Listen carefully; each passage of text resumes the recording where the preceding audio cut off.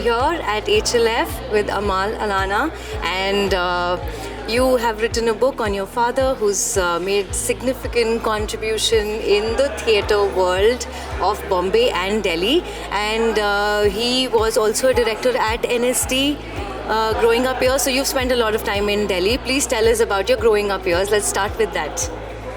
Well, I was born in a home which was full of rehearsals with a lot of actors and designers and architects and musicians, etc., etc. So our home was like a large studio. So it was very interesting. There was no bedrooms and dining rooms and all. That was just one big studio. So as children, my brother and I were party to everything that my parents did. Rehearsals were held right here. So we sat on the ground, we listened to Kalidas, or we listened to Shakespeare, or we listened to whoever as they were rehearsing.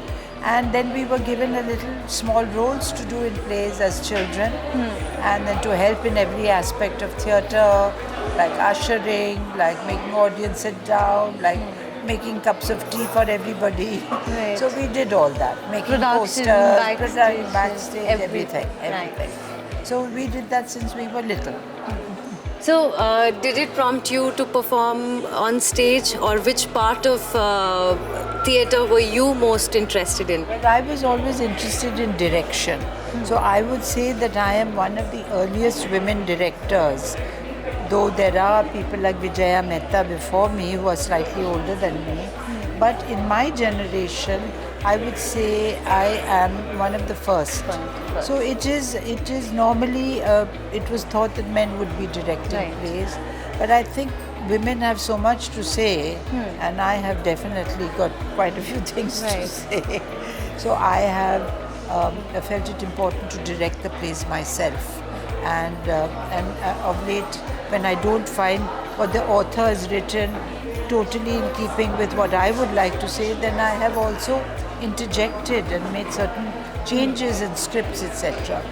Because always women are depicted as this kind of Sati Savitri, simpering women, which I don't think is either something we should be watching or it should be something that we are emulating. Or setting very unreal standards. Unreal standards, and we have to depict women as they are moving forward and have already moved a lot, as we can see, especially in India. I have to say that women are very, very much in all types of public life. Right. So, how was it for you? Was there resistance in the society or in the around the people you grew up in when you told your parents that you want to pursue direction? How was that received?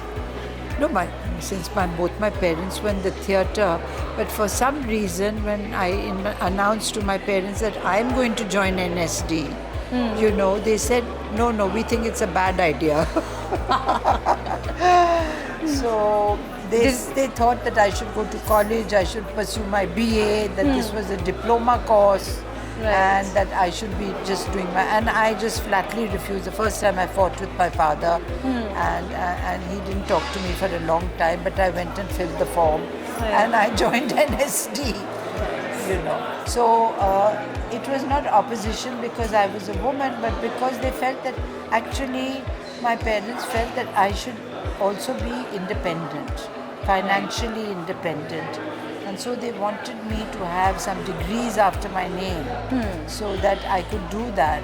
But I think that I haven't done too badly. I've somehow Definitely not. Definitely not. Because it's difficult to make a career in theatre. You can be doing plays, but to make it a career has taken a very long time. Right. Because that requires the rest of society to also be ready to receive what you're doing. As a teacher, one can go into pedagogy, etc. We can do a lot of things in theatre which were not available earlier, but which now are opening up avenues for everyone, and for women especially. I think women in India have found their voice and they want to be on the stage and they want to be heard. Right. Was there a push and pull between theatre and cinema for you? No, there was never a push and pull, but I became very interested in television because I thought that this was a kind of a halfway house between cinema and theatre and something where I could actually earn some money. I could be a director and I could get paid decently. And so I did two large television series. One was on the freedom movement, and that was called Raj Se Swaraj. And the other one was Mullah Nasruddin, on this fictitious character called Mullah Nasruddin. It was very well received. Both were well received. Plus, I've done quite a lot of plays for television. So I like television as a medium. It reaches everyone in their home. Right. Yeah. So tell me about your book. What? Yeah, the universal themes are definitely there because it shows my father both in his personal light as a father and as a husband, and which we did not talk about today, but his relationship to my mother, which was not some wonderful relationship, but was a new relationship between men and women, which they were trying out. So this is something new, which is there in the book, and I think, of course, there's this whole trajectory of his life and what he did. But I think universally it talks about somebody who had nothing and who made a major contribution.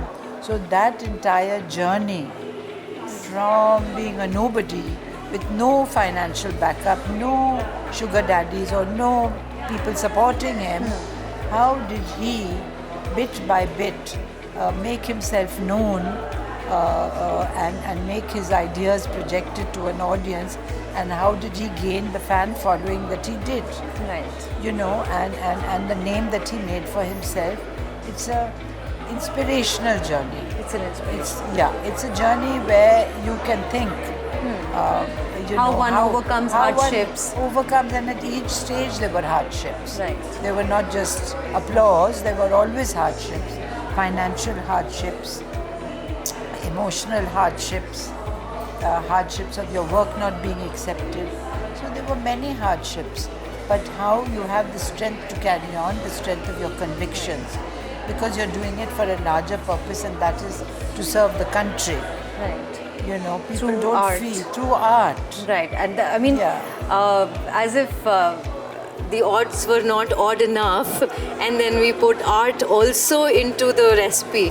I mean, running a business in mainstream, doctors, engineers, but then when somebody wants to make a name through art and make a significant contribution to the society, the journey becomes 100 times more difficult, because you're constantly being asked, is it worth it?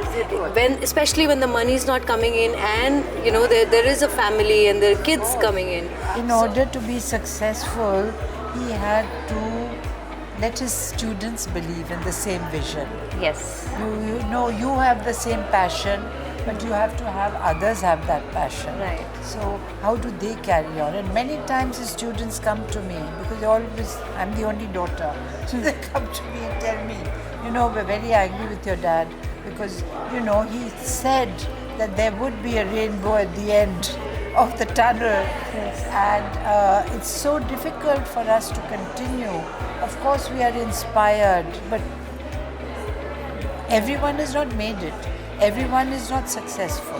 Yes. You know, but to impart that vision to large numbers and make them believe in something, that was difficult. So it's a story of inspiration, and it's a story that gives hope to people who believe in living their life for art. Yes, and don't forget he was inspired by the great leaders that we have. Gandhi was a great inspiration to him. Nehru in his own way was a great inspiration. Tagore, which I didn't speak about today, was a great inspiration to him in many ways. So he was also at a time where people believed that you could do something. You know, we are not like today. Today, young people tell me, oh, I don't want to take this job, I can't earn so many, I don't know, lakhs of rupees I need a month to live, to have the kind of life I want. You had a very different childhood from others that you went to school with. Was it difficult connecting with other kids at school? No, not at all. They were all very happy because invariably somebody's mother or father was interested in theatre and would be saying, I want to meet your dad. Or the teachers themselves, my English teacher wanted to act with my father in his plays. Lovely. So the principal of the school was, besides being the principal, Mrs. Bebbington, she was a great speech teacher. She used to teach elocution. So my father hired her to teach the actors. So I didn't have a bad time in school, no. Lovely. Lovely. Thank you so much for having this conversation with us, and all the best for your book.